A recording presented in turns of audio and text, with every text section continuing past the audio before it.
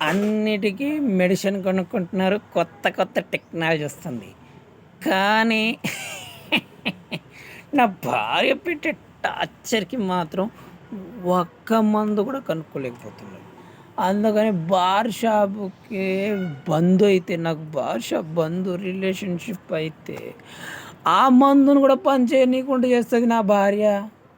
సర్లే అని అందరు ఛీ అంటున్నారని రెండో రోజే మందు తాగుడు బంద్ చేద్దామని హ్యాంగోవర్ పెగ్గేస్తే అది కూడా పని చేయనీయకుండా మళ్ళా ఛానల్ తిప్పినట్టు తిప్పుతది. బాధలు పెంచుతది నా భార్య. ఇక నాకు బాధలు ఎట్లా తగ్గేది?